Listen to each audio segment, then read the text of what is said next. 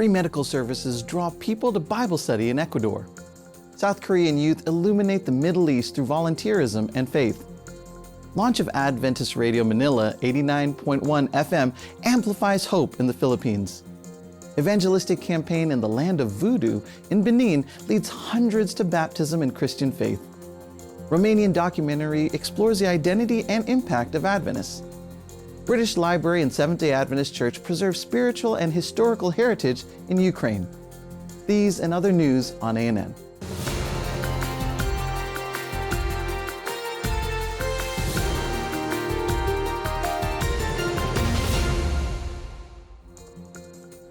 In Quito, Ecuador, the Seventh-day Adventist Church and the Quito Adventist Clinic provided free medical services to the Rumicuco community. Residents received both physical and spiritual care. As a result of this effort, 50 individuals decided to study the Bible, exploring the theme of trust in God.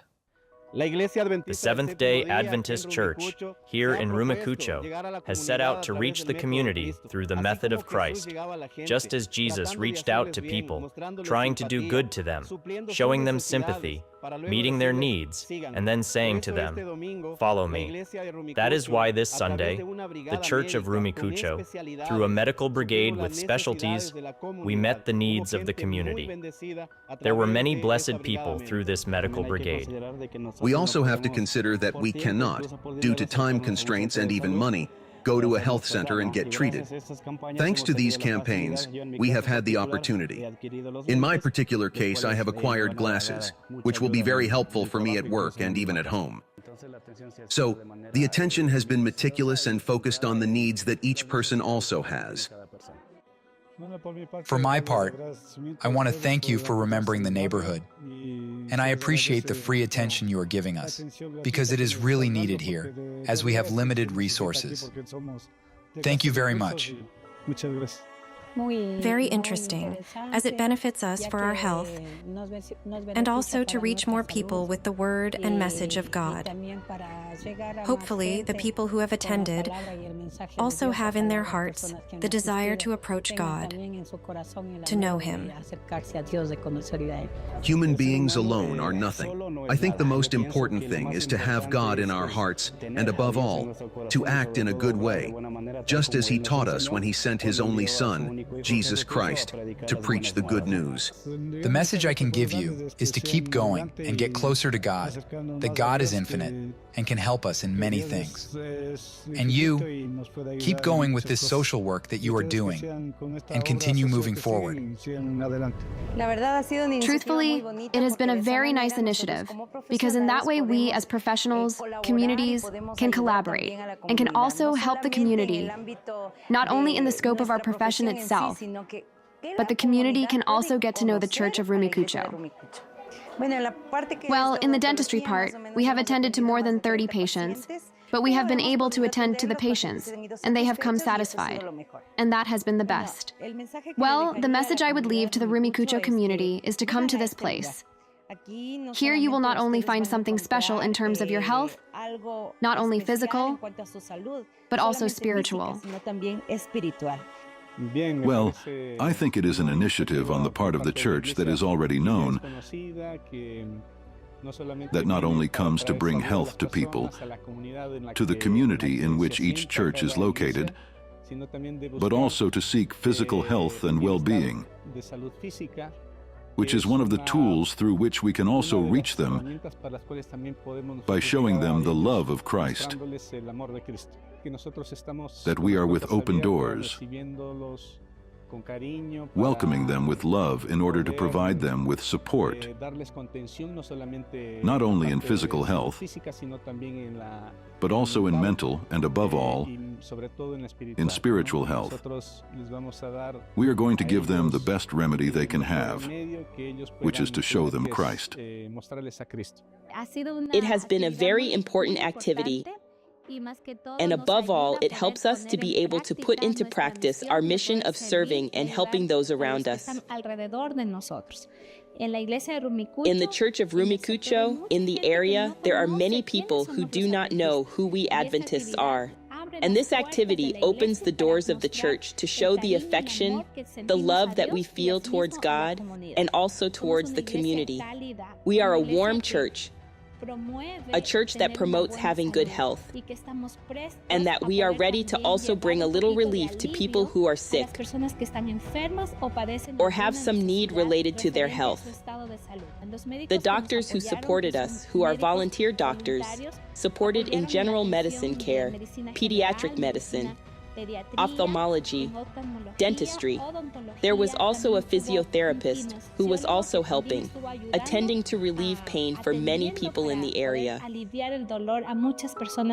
And our great mission now is to be able to show the love of God to those around us. Now we have the need to pray for each of those people who came today and also be able to give them the message of salvation. Students from Samyuk Adventist University in South Korea embarked on a 2-week service trip to the United Arab Emirates, accompanied by a faculty supervisor. Engaging with local universities, they organized activities such as kimbap preparation and cultural shows impacting over 500 students. Their visit forged strong connections with institutions in the United Arab Emirates, opening doors for further engagement in the Gulf field. Additionally, they conducted worship services in 2 Seventh-day Adventist churches, strengthening community bonds. The Gulf field, part of the Middle East and North African MENA region, encompasses the United Arab Emirates, Bahrain, Kuwait, and 4 other Gulf countries within the 1040 window. This region is home to 60% of the global population, where many individuals lack exposure to the gospel message. The Seventh-day Adventist Church in Romania released a documentary titled, "Who Are the Seventh-day Adventists?" which explores the history and contributions of Adventism in Romania. The film, spanning 93 minutes, delves into the role of Adventists in Romanian society, focusing on their impact on health, education, and social assistance networks. The documentary aims to dispel common misconceptions about Adventists by exploring their spirituality and practices. It features interviews with various figures such as government officials, religious leaders, historians, and influencers, providing diverse perspectives. The video showcases Adventist places of worship across the country and features over 1,000 believers, including families with multiple generations of Adventists. Key aspects of Adventist spirituality, like Sabbath observance and beliefs about Jesus Christ's return, are emphasized. The production also highlights Adventist contributions to health, charity, evangelism, and education. Who Are the Adventists? Is presented by Ioan Paiku, editor of Radio Vocea Speranței, and the film's soundtrack includes adaptations of 26 hymns from the Adventist Songbook. For the first time, the British Library is conducting a groundbreaking project with the Seventh-day Adventist Church in Ukraine to preserve the country's spiritual and historical heritage during times of war. Representatives from the British Library were impressed by the breadth and diversity of artifacts discovered, dating back to the 17th century and associated with the church. According to Oleg Aretionov, assistant to the coordinator of the Spiritual and Historical Heritage Department of the Seventh-day Adventist Church in Ukraine, this collaboration is seen as part of the divine plan to preserve the history and mission of the church globally. The digitized materials will be made available to researchers and Christians worldwide. Adventist Radio Manila has officially launched its broadcast on DWAV 89.1 FM. The inauguration ceremony of the new frequency underscored the commitment of Adventist World Radio to bring the message of hope to the unreached communities of the world in their mother tongues. Adventist Radio Manila has officially launched its broadcast on DWAV 89.1 FM. The inauguration ceremony of the new frequency underscored the commitment of Adventist World Radio to bring the message of hope to the unreached communities of the world in their mother tongues. Manila, the capital of the Philippines, is a metropolis with 1.8 million inhabitants and is known for its cultural and religious diversity. The new station, 89.1 FM, has the potential to reach over 14 million residents, sharing gospel truths, uplifting music, and valuable life and wellness teachings in a region where Catholicism is the predominant religion.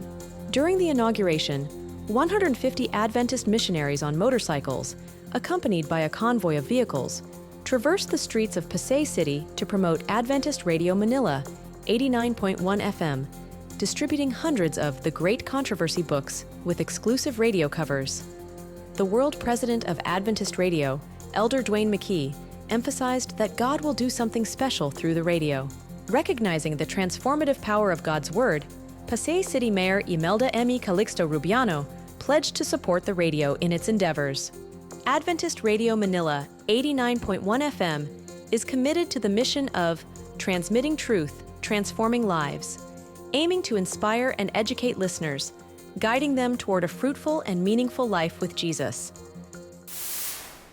In today's episode of A Special Message from Pastor Ted Wilson, the president of the General Conference of Seventh-day Adventists delves into Chapter 17 of The Great Controversy, titled Heralds of the Morning. In this chapter, Ellen White, the author, shares the signs that will take place on earth before Christ's second coming. These natural disasters and strange events are documented throughout history.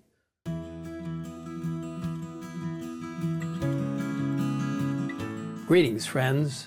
One of the most solemn and yet most wonderful truths revealed in the Bible is that of Christ's second coming.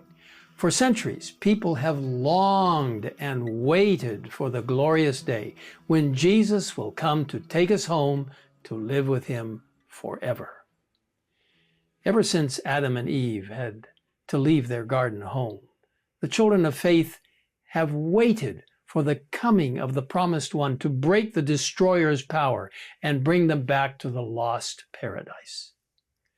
The scriptures record this blessed hope from the early days of this earth's history. The prophet Enoch, who was only the seventh generation from Adam, declared, "Behold, the Lord comes with 10,000s of his saints to execute judgment on all." The patriarch Job exclaimed, "For I know that my Redeemer lives, and he shall stand at last on the earth. In my flesh I shall see God, whom I shall see for myself, and my eyes shall behold. How my heart yearns within me."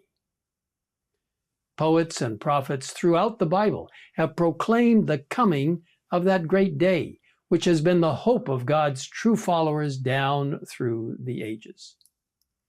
Jesus' parting promise to his disciples, given through the angel messengers, filled them with hope. "This same Jesus," said the angel, "who was taken up from you into heaven, will so come in like manner as you saw him go into heaven." This promise was given again by Jesus himself to the Apostle John while he was exiled to the rocky island of Patmos. "Surely I am coming quickly." To learn more about Heralds of the Morning and how it relates to our present experience, watch this full episode and others on our official YouTube channel. In an unprecedented spiritual movement in Central Philippines, over 3,200 people were baptized, marking the success of a simultaneous evangelistic campaign organized by the Seventh-day Adventist Church. The evangelistic campaign was carried out in collaboration between the Seventh-day Adventist Church, Adventist World Radio, the Institute of Evangelism for the Asia-Pacific region, and the Central Philippines Union Conference.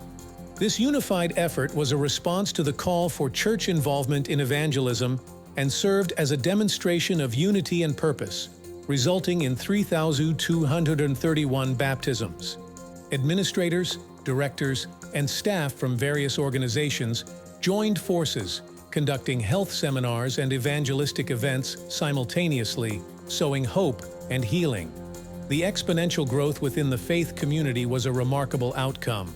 Pastor Eliezer Barlizo, president of the Union Conference, emphasized the importance of saving souls for God's kingdom, fostering closer relationships among members, and promoting total member involvement in the church's mission.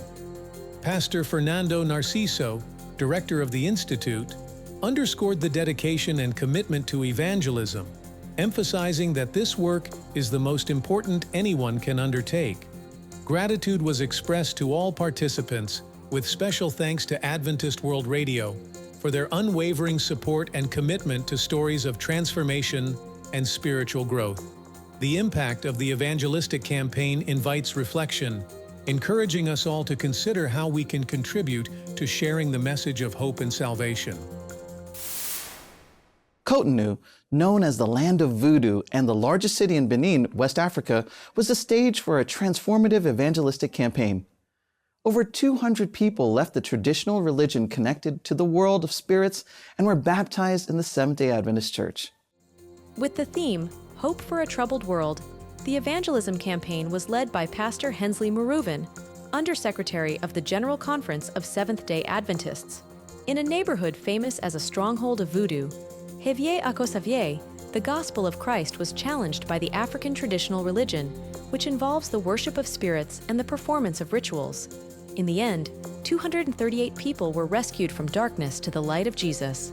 During the baptism ceremony, hostile spirits tried to prevent the sacred rite symbolizing the acceptance of Jesus Christ as Lord and Savior, but were overcome by faith and prayers, a testimony to the ongoing struggle between good and evil. Candidates endured intense heat, and 4 women faced malicious spiritual forces, but were liberated from spiritual slavery by the power of Jesus. Pastor Marouven, with words inspired by the Gospel of John, assured new converts of the abundant life in Jesus, who promises to meet all needs. His message resonated with hope and faith in the Bible. Jesus, He is capable to answer it, to your social need. Even if others reject you, He will not reject you. Amen. The campaign was strengthened by the presence of various speakers and the destruction of voodoo objects, marking the renunciation of past practices by new converts. Pastor Josso Simon, president of the Seventh-day Adventist Church in the Eastern Sahel, emphasized the importance of the event, noting that Hevier is a global center of voodoo, attracting followers from around the world in search of power. According to him, it is a locality deeply feared and entrenched in voodoo rites and practices. In addition to baptisms in Benin, spiritual fervor spread to small groups in Ivory Coast, Burkina Faso, Niger, and Togo, resulting in a total of 405 baptisms. The mission's impact was reinforced by a $35,000 donation from the General Conference for the construction of a new church in Hevier, scheduled to be inaugurated in 6 months, marking a historic moment of spiritual rebirth amidst the land of voodoo. Advent Health Apopka in Florida, USA, is opening a new patient floor to better serve the growing population in Orange County. The expansion will boost the hospital's bed count to 158, addressing the growing demand for specialized care. The 5th floor amplification includes 38 inpatient beds, incorporating cardiovascular progressive care beds and 4 dialysis bays. Parker Pridgeon, CEO of Advent Health Apopka, highlighted investments in the workforce to support this growth. Another thing we're excited about is the investment in our workforce. Having a specialty unit allows our nursing team an ability to grow professionally right here in Apopka. Our medical staff is excited to bring new services to the floor, and of course this was a $26 million investment in our infrastructure right here in Apopka. Dr. Omera Mansfield, Chief Medical Officer for Advent Health, Apopka added that the new unit will allow high-quality care to be provided to the community. So right now we are in the progressive care unit here at Advent Health Apopka, and specifically this is a cardiovascular progressive care unit. The reason that that's important is that this allows us to provide the highest quality cardiac and vascular care to our community right in their own backyard. We have exceptional physicians, including vascular surgeons, cardiologists, and interventional cardiologists who are ready to care for patients. And now in this unit, we're also going to have a dedicated nursing team who also has specific qualifications that really help them also provide the utmost quality care.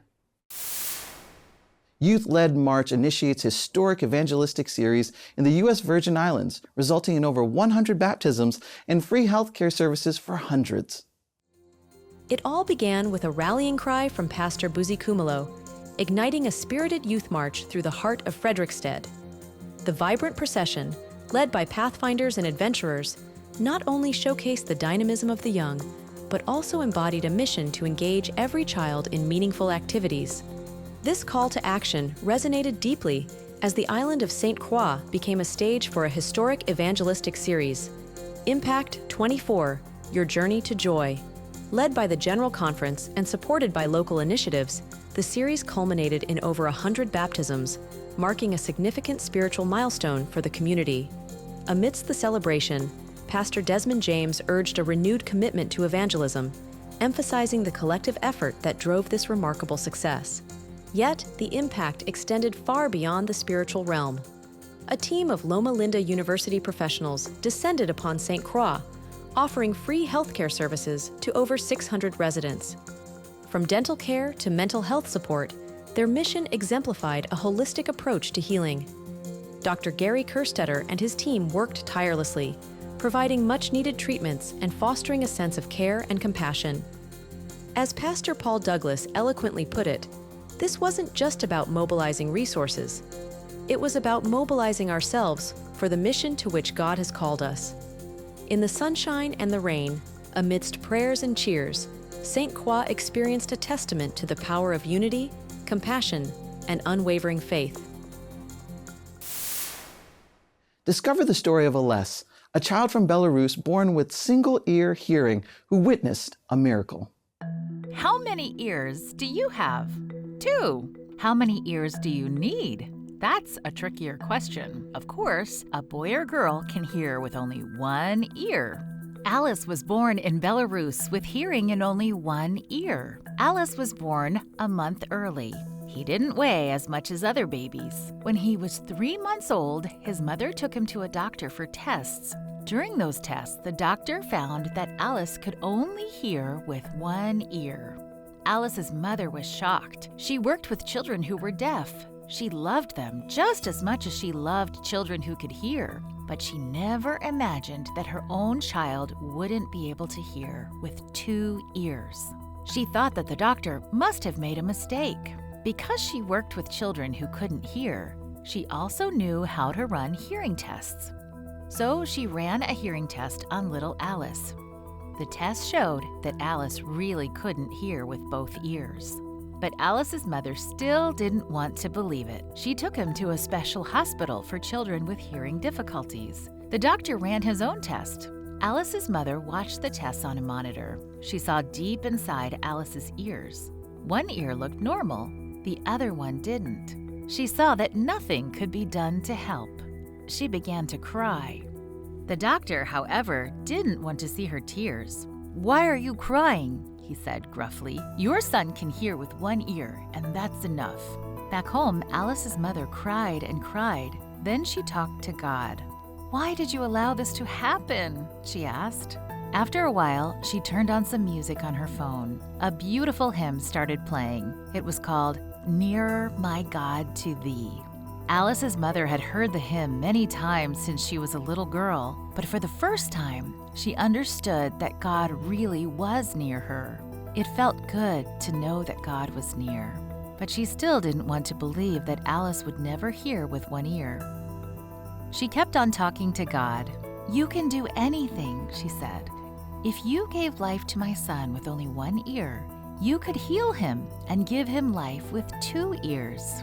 3 months passed, and Alice's father had a birthday. He didn't want a cake for his birthday. He didn't want any presents. He only wanted Alice to hear with both ears. "Our son will hear," he said. "God will do this as a gift for my birthday." They prayed and took Alice to the hospital for another hearing test. There was nowhere to sit while they waited. Alice's mother carried him in her arms, and he felt so heavy. Finally, the doctor called them in. When he finished the test, he said, "Your son can hear perfectly with both ears." Alice's mother couldn't believe her ears.